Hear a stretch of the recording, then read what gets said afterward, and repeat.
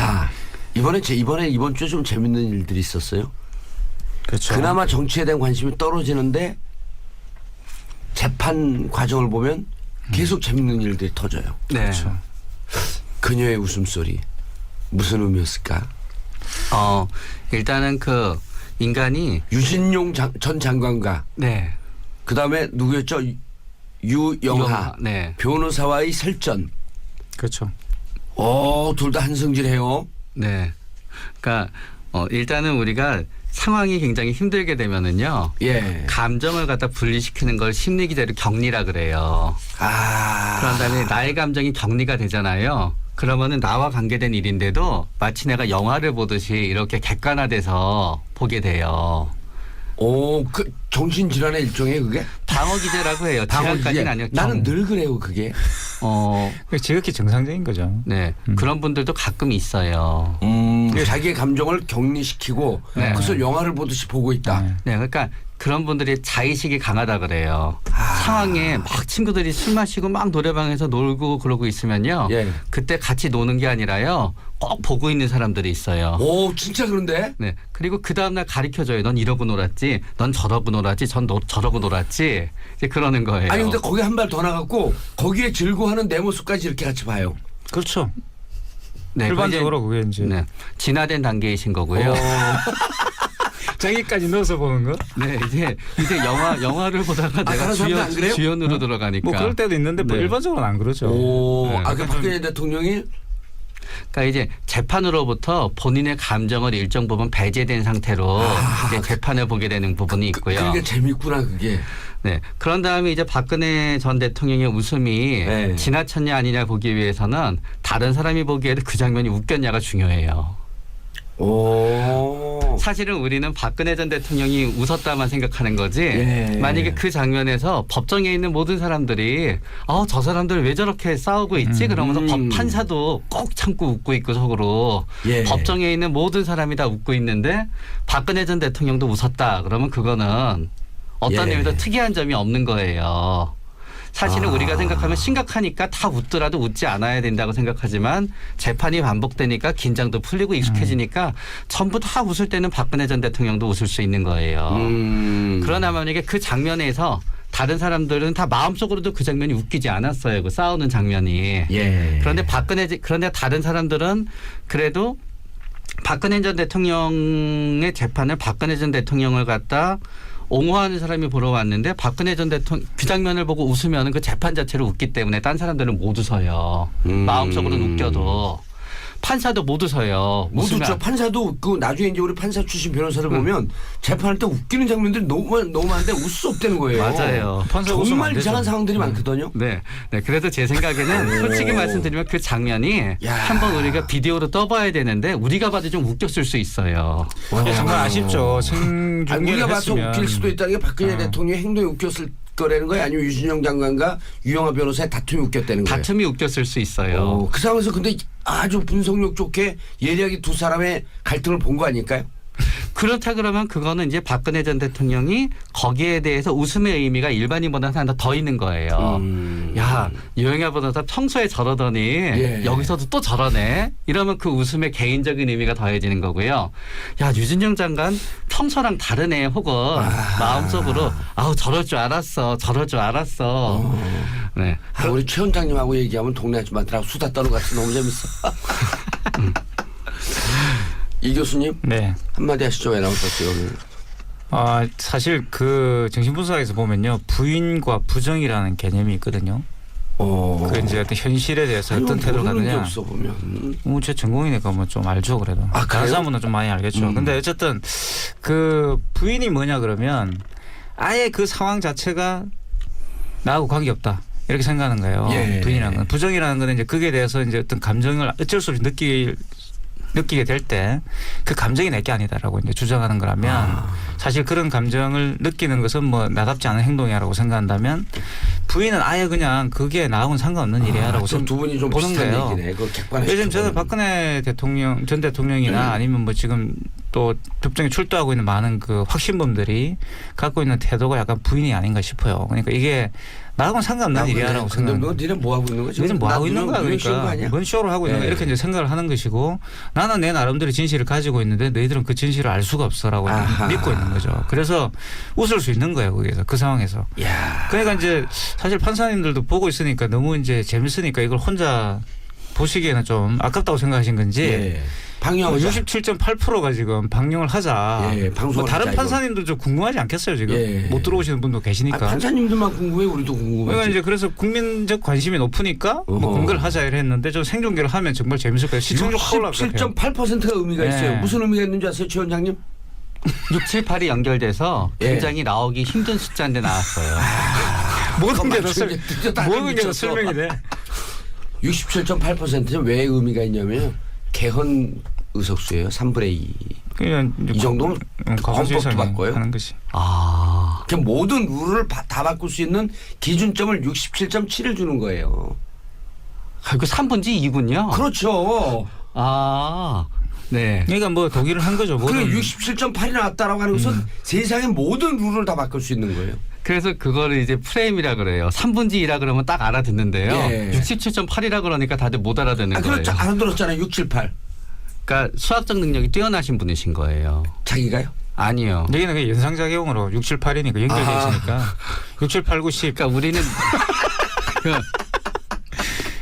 이런 분이 있습니다. 그러니까. 그러니까 저하고 예. 우리 의원님이 뇌가 다른 거예요. 아 그래요? 네. 아 저는 맨날 이 법만 생각하고 있으니까. 네. 그런데 자 보세요, 최 원장님. 네. 아니 오늘 이제 그 이 교수님 먼저 네. 졸거나 그림을 그리거나 웃거나 그렇죠. 한 사람을 객관적으로 격리시켜서 봤을 때 혼자 앉아있는데 졸아요. 그래 또 웃어. 그림을 그려. 그럼 우리가 그걸 뭐라 그러죠? 뭐 이제 She 약간 is? 예, PSI라고 그러죠. 싸이 뭔데 예. 어쨌든 뭐 사실 이제 그렇게 또 보면은 싸이 뭐처럼 보입니다. 근데 예. 사실 한번 생각해보세요. 정말 재미없는 민방위 훈련이나 뭐 예비군 훈련을 갔다 예. 이거예요. 또 뭐 여성분들 같은 어디 굉장히 재미없는 보험 뭐 이렇게 그런 교육을 교육을 갔다 가서. 앉아 있으면 너무 재미없죠. 앞에서 뭐라고 떠드는데 전혀 자기랑 관계없는 이야기를 하는 것 같고 아하. 가끔씩 이렇게 웃긴 이야기를 하는데 한 번씩 웃어주고 예. 뭐 이상한 농담하면 한 아까 번씩 말씀하신 웃고. 부인의 영역이 그렇죠. 지금은 이분은 그냥 자신의 우주 속에 들어가 있는 거예요. 그리고 그 자신의 우주 속에서 우리를 이렇게 밑으로 보고 있기 때문에 아래로 이렇게 내려보다 보기 때문에 그게 다 이렇게 재밌는 어떤 그런 심정이 계획을 좀 일종의 보이는 거죠. 유체이탈 상태네요. 그러면은. 그렇죠. 이분의 특징이 항상 유체이탈이었잖아요. 아하. 지금도 유체이탈을 하고 있는 거고. 예, 그 그래서 위에서 유체이탈은 재판장을 내려보니까 참 재밌게 놀아. 근데 오늘 그래서 재미없어 한번 졸아. 좀 졸다가 그래, 또 한 번씩 이제 재밌는 거 하니까 노는 웃는 상황을 거죠. 한번 그려볼게. 네. 그 그리다 보니까 내 그림이 웃겨. 그러니까 웃어 그걸 보고. 저는 유 장관하고 유 변호사하고 옥신각신 했을 때 예. 분명히 재밌는 관계이 전 있었을 거라 봐요. 정말 궁금한데 그게 누군가 좀 녹화를 보여줬으면 좋겠는데 뭔가 이렇게 말이 오갔을 겁니다. 아니 근데 이걸 난 글로 봤는데 재밌는 게 벼랑 안에 싸우다 보면은요. 그렇죠. 이상한 말 재미없는 하겠네. 상황인데 웃기는 장면이 나와요. 본질 그게 아닌데 벼랑 안에 어떤 사람이 목콘에 몰리면 너의 반말했어. 그럼 반말한 사람이 뭐라는 줄 알아? 나 분명히 요자 했거든. 그렇지. 그럼 나 못 들었는데 안 했어. 네. 이러고 싸울 때 옆에 있는 사람들이 픽 웃는단 말이에요. 맞아요. 네? 그럼 또 어떤 사람이 싸우다가 막 그런 말을 하는데 야, 너 침 튀겨. 그럼 나 말이야. 안 튀겼는데? 넌 내가 맞았는데? 이 상황을 본 거야 박근혜 대통령. 그 이분이 네. 평소에 연속극을 즐겨 보시잖아요. 예, 상상력이. 지루한 걸 못 참는다는 거지. 연속극 보는 사람의 특징이 뭐냐면 지루한 걸 못 참아요. 뭔가 재밌는 게 계속 나와야 돼. TV에서 계속 나와야 돼. Something new. 굉장히 TV를 많이 보셨다고 그러더라고요. 그렇죠. 정에 따르면. 그리고 보통 여가 시간에 뭐 딴 책을 읽는다든가 운동을 한다든가 예. 사람을 만난다든가 술을 마신다든가 이렇게 하는데 조윤선 장관하고 경쟁했잖아요. 누가 더 드라마 많이 보나. 짝 주니까 나 이미 다 보고 있는데. 또 비평도 하고 예. 거기에 대해 리뷰도 하고 이런 분들이 특징이 재미없으면 못 참아요. 그걸. 항상 재밌어야 돼요. 이런 세 가지 상황에 대해서 이제 연속성으로 질문한 거예요. 네. 졸거나 그림을 그리거나 웃는 상황. 그 상황을 보면 참 재밌을 것 같아요. 그런데 하나의 동작으로. 이제 저희 환자분들 뵙다가 보면 이렇게 재판을 하거나 아니면은 뭐 저기 뭐 세무조사가 있거나 뭐 경찰에 수사를 받거나 너무너무 괴로워하시는 분들이 있는데 어떨 때 제일 괴로워하냐면은요. 예. 조사는 끝났고 결과를 기다릴 때 되게 괴로워하세요. 아하. 근데 이미 어떻게 손 쓸 수 있는 건 없잖아요. 그러면 차라리 그냥 생각하지 않는 게 마음이 편하거든요. 비슷하게 우리 입장에서는 박근혜 전 대통령이 이제 재판에 진지하게 대하는 모습을 보고 싶지만 사실은 박근혜 전 대통령의 입장에서는 이 재판에 본인이 어떤 태도를 보이나 본인이 어떤 얘기를 하나 어떻게 되나 결론은 이미 다 정해져 있다라고 생각할 수가 있는 거예요. 그래서 이 재판에 내가 능동적으로 참여해서 재판의 결과를 바꿀 수 있으면 거기에 집중을 하게 되는데요. 이미 이 재판의 결론이 정해져 있어. 그런 다음에 이 재판을 하는 목적은 나의 어떤 혐의가 있는 게 아니라 어차피 나는 결과가 정해져 있는 거니까 그냥 이거는 일종의 요식행위야. 그러면은 이 재판에 본인이 적극적으로 참여하나 얘기를 하나 의사를 밝히나 안 밝히나 모든 게 다 똑같은 거고요. 본인의 입장에서는 무의미한 시간을 계속 보내고 있게 되는 거고요. 그러니까 거대한 음모 이런 것에 이 올감에 걸렸다라고 하는 본인이 말에 확신범이다라는 거죠. 네. 그러니까 재판의 본질은 이 세세한 사안이 아니라 그냥 나를 대통령에서 물러나게 한 거에 대한 확인 사살이야라고 생각하는 거예요. 그러니까 이제 정치쇼라고 생각하는 거죠. 그럼 정봉주 정치쇼 말고 박근혜 정치쇼. 박근혜 정치쇼인 거죠. 그래서 자기는 다시 말하면 짜놓은 각본대로 뭐 내가 이제 흘러가고 있는 것이기 때문에 내가 어떻게 할 수 있는 게 없다. 일종의 어떤 그 사람들이 만들어 놓은 이 덫에 걸려가지고 내가 이렇게 됐다. 자, 그런데 박근혜 대통령 전 대통령이 이런 얘기를 해요. 고령의 여자다. 건강 상태 안 좋다. 재판을 좀 줄여달라. 그리고 일주일에 4번 재판하는 게 부담스럽다. 재판부는 10월 17일까지 끝내야 되는데 일주일에 4번 하는 것도 부족하다. 그러면서 증인을 막 100명씩 신청을 했단 말이에요. 재판을 끌기 위해서 뭐 아무런 요식행위라 그러는데 사실은 재판을 끌기 위한 작전들이 나오잖아요. 그건 어떻게 보실 거예요? 만약에 무죄 판결이 나올 수 있으면 재판이 빨리 진행되는 게 좋아요. 그러나 어차피 이 재판이 유죄 판결이 분명하게 된다 그러면요. 여기에서 있으나 저기에서 있으나 이렇게 있으나 저렇게 있으나 차이는 없으니까 시간을 끌건 안 끌건 거기에 대해서 차이는 없는 거고 오히려 시간을 끌건 이런 행위가 그래도 내가 상황을 좀 통제할 수 있는 면이 있어 생각하니까 조금 나은 면이 있는 거고요. 어차피 박근혜 전 대통령의 입장에서는 이 재판이 5년형이 됐든 10년형이 됐든 15년형이 됐든 20년형이 됐든 중요한 게 아니라요. 정치적 재판이다. 네, 언제 사면이 되느냐가 중요한 거예요. 초록 뭐 30년이 나오더라도 5년 후에 사면이 되면은 끝나는 거예요. 거기에 대해서 본인은 아마 결국은 그래서 이 재판을 정치적 재판이 돼서 본인의 정치적 헤게모니를 유지하고 본인이 이 재판에 대해서 굉장히 재판을 통제하고 재판을 무시하는 모습이 보여질 때 지지자들도 동정심도 갖고 여러 가지로 가지게 되는 거고 그렇기 때문에 아프다 힘들다라고 없는 증상을 얘기하는 게 아니라 본인 스스로는 그렇게 느끼게 되는 거고 그걸 우리가 이제 2차적 이익이라 그래요. 2차적 이익이 있을 때 그렇게 계속 힘들어요. 2차적 이익이요? 네. 왜냐하면은 예를 들어서 이제 보험 같은 거 이제 판정하게 되잖아요. 그러면은 합의가 될 때까지는 되게 많이 아프시던 분이에요. 딱 합의가 되고 나면은 그 사람이 진짜 아파요. 합의가 되기 전까지는 허리도 아프고 다리도 아프고 되게 아파요. 그런데 합의가 뜻대로 안 되면 계속 아파요. 그런데 합의가 뜻대로 딱 되면은요 덜 아파요. 안 아프거나. 네, 그럼 또 얘기하세요. 절대로 근데 옆에서 봐도 꾀병은 아니에요. 그러면 왜 그랬냐 본인한테 설명하면은요. 그동안 스트레스 받아서 그랬던 거야. 스트레스 안 받으니까 아픈 게 조금 낫긴 했어. 그러다가 좀 있다가 합의가 진행되다가 다시 잘 안 되잖아요. 또 아파요. 그러니까 이제 결과가 나왔다고 해가지고 이분이 이제 모든 걸 포기하고 있는 건 아니고요. 뭐 말씀하셨던 것처럼 저는 나름대로 전략이 있다고 봅니다. 궁금해. 심리 상태는 조금 생각해 보면 저는 뭐 어느 정도 짐작이 간다고 보는데 뭐냐 그러면 이분은 시간을 끌면 끌수록 유리한 거예요. 그리고 저는 제가 생각할 때는 절대 이분은 자기 죄를 인정하지 않을 겁니다. 왜냐하면 인정하는 순간 이제 이 모든 게 무너지기 때문에 이분의 입장에서는 당연히 정치적 전략에 말려들었고 내가 하지도 않았던 일에 대해서 사람들이 나에게 누명을 덮어세웠다라는 어떤 판타지를 만드는 재판 진행 거고. 과정을 보게 되면 최순실이 자기를 이용해서 삼성에서 돈을 받았다. 나는 그렇죠. 모른다. 최순실은 뭔 일을 하는지 모른다.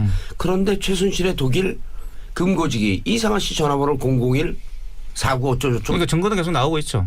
근데 스모킹건이 나온 거예요. 둘을 최순실과 박근혜의 공모를 연결시켜줄 그 스모킹 건이 나온 거거든요. 근데 뭐 지금도 부인할 수. 그러니까 당연히 이제 계속 부인을 하는 거죠. 그러니까 그건 내하고 상관없는 일이야. 너희들이 다 꾸며낸 거야라고 하는 것이고요. 예. 그러니까 무슨 말인가 그러면 그 주변에 어떤 증거들이 다 나와서 결국 판결이 내려지고 본인이 30년을 받든 뭐 40년을 받든 받게 되더라도 이 사람 입장에서는 나는 결백한 거죠. 예. 나는 나라를 위해서 한 일이기 때문에.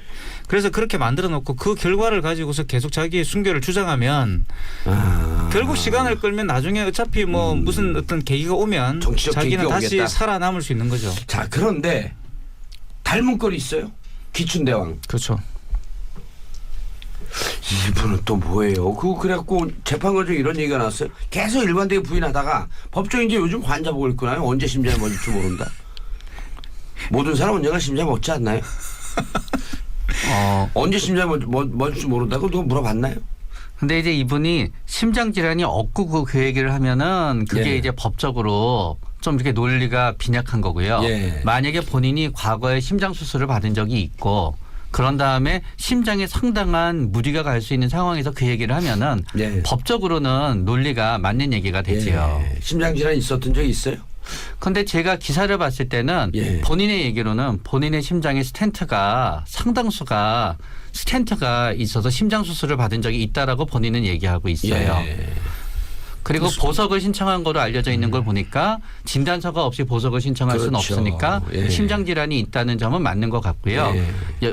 고령의 나이와 어떤 그 스텐트의 개수를 고려하면은 예. 뭐 이렇게 얘기하면은 또 굉장히 너무 이렇게 동정심에 사서 얘기하지 않으려고 오해할 수는 있겠지만 심장이 멈출 수 있는 가능성은 다른 사람보다 굉장히 높으신 분인 건 사실이에요. 예. 그런데 이제 재판 과정에서 두 가지 상반된 견해들이나 증언들이 나왔어요.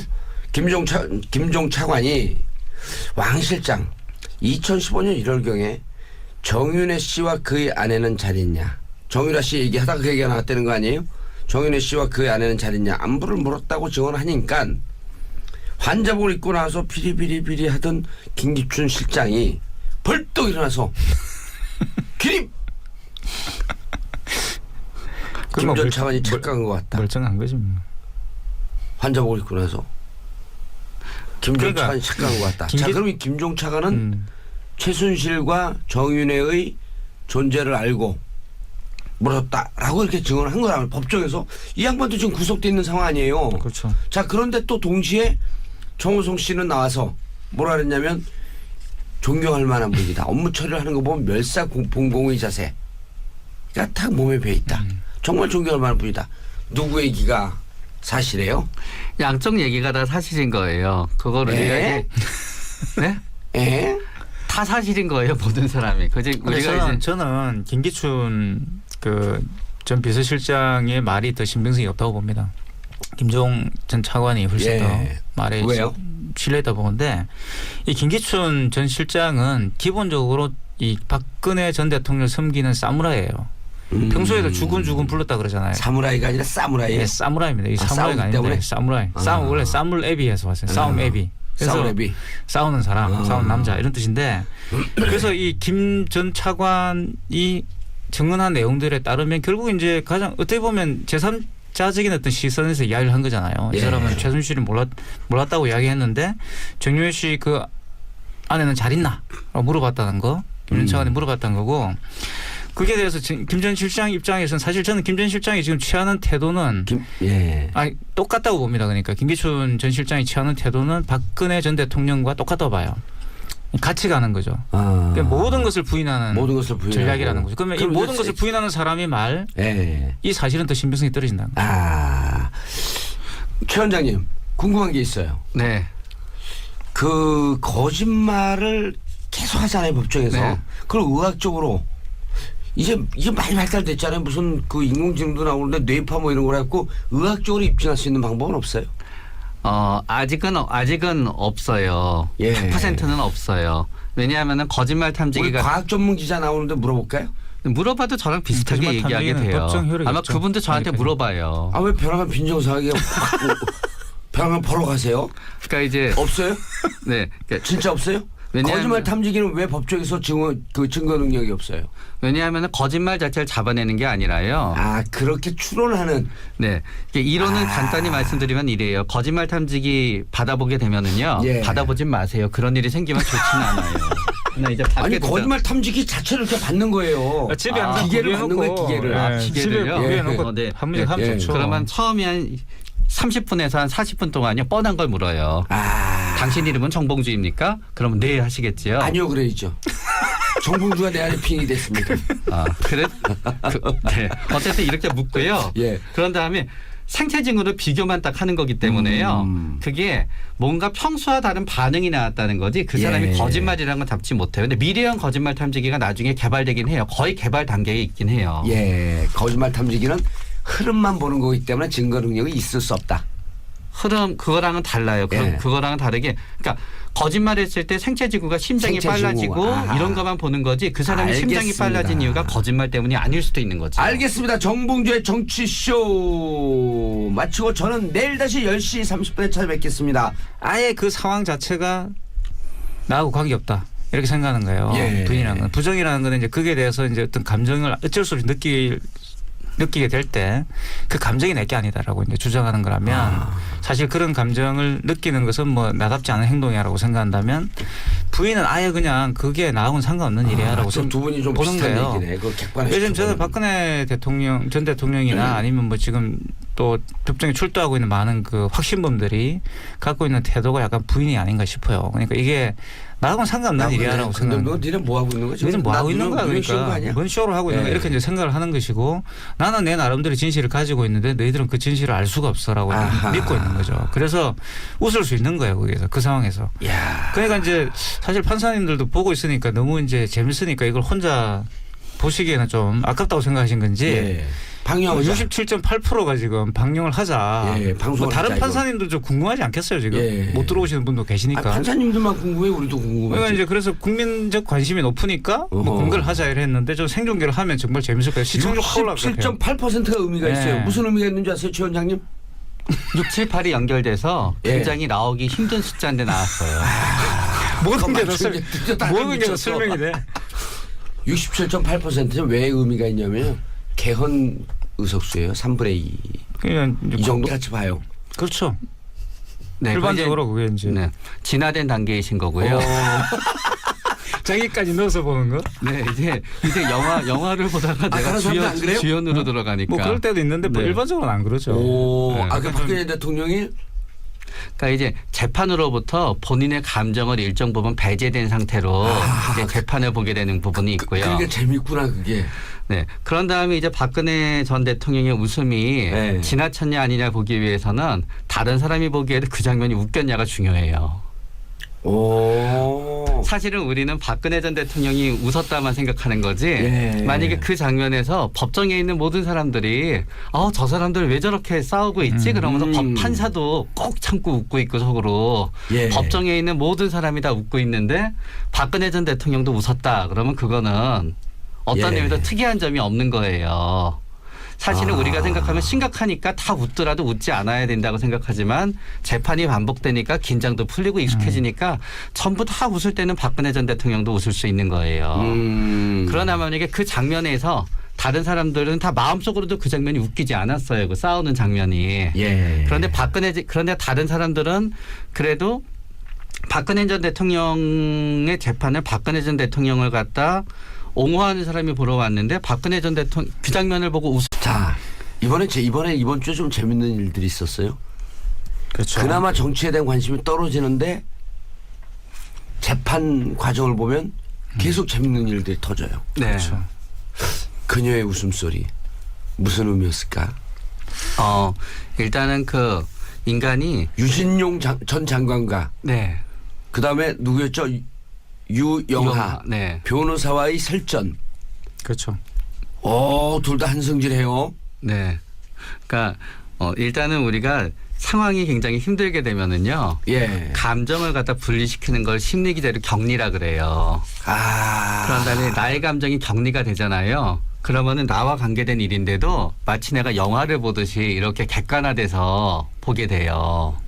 오, 그 정신질환의 일종이에요, 그게? 방어기제라고 해요. 질환까지는 아니요. 나는 늘 그래요, 그게. 지극히 정상적인 거죠. 네. 그런 분들도 가끔 있어요.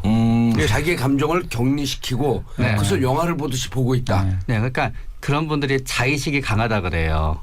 상황에 막 친구들이 술 마시고 막 노래방에서 놀고 그러고 있으면요. 예. 그때 같이 노는 게 아니라요. 꼭 보고 있는 사람들이 있어요. 오, 진짜 그런데? 네. 그리고 그 다음날 가르쳐줘요. 넌 이러고 놀았지. 넌 저러고 놀았지. 저러고 놀았지. 이제 그러는 거예요. 아니, 근데 거기 한 발 더 나갔고 거기에 즐거워하는 내 모습까지 이렇게. 그러면 그 재판 자체를 웃기 때문에 딴 사람들은 못 웃어요. 마음속으로는 웃겨도.